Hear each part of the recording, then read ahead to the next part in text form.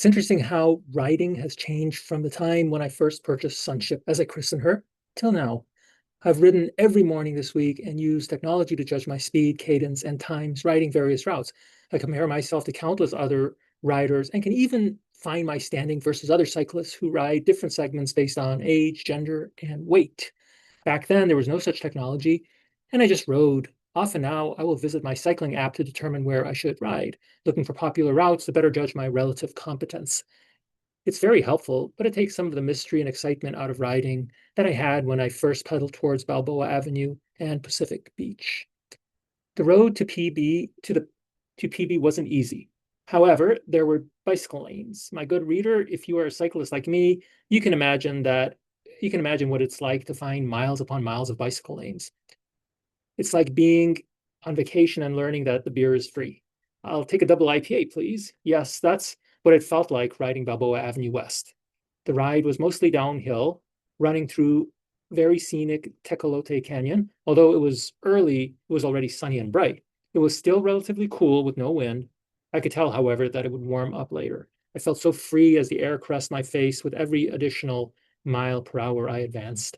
I rode on the right side of the road along with cars heading west. The vegetation to my right was peculiar to me, like nothing I've seen before. The grass seemed thick, like tiny cacti absent the prickly spines. They must be thick like that to store moisture, I thought, for how would they survive in a climate with so little rain? There was dirt, too, and lots of it. The canyon was a mix of light brown and green. It didn't look very habitable except for perhaps coyotes, snakes, and tarantulas. Like those plants, I needed water too. I didn't think about it as I started down to PB on my new bike. It's okay. I'd survive, but I'd have to purchase a water bottle and a bottle holder. I finally arrived at Hearthstone, wheeled my bike inside past the register and clerks, and greeted Richard, who was in his office looking at some numbers with a countenance reeking of a hangover. He greeted me and showed me my schedule. I'd be working 5 p.m. to 9 p.m. the day after tomorrow. I was excited to start earning some money as my savings were starting to dry up.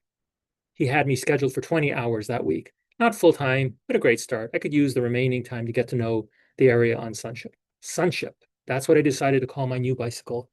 I've been a fan of jazz music for as long as I can remember. My sister worked with a DJ in DC, Eugene Fenwick, who specialized in playing jazz music. I recall listening to his show in the evening as a youth, lying in bed and dreaming of travel. I remember one of his shows playing a selection from the Montreux Jazz Festival and the introduction of band members playing a set. Among the names introduced was the drummer Sunship Theus. I loved hearing his name called out. In his memory, I named my new bicycle Sunship, changing the O to a U, as in my mind I was journeying to the sun. Okay, that's enough for now. Thank you.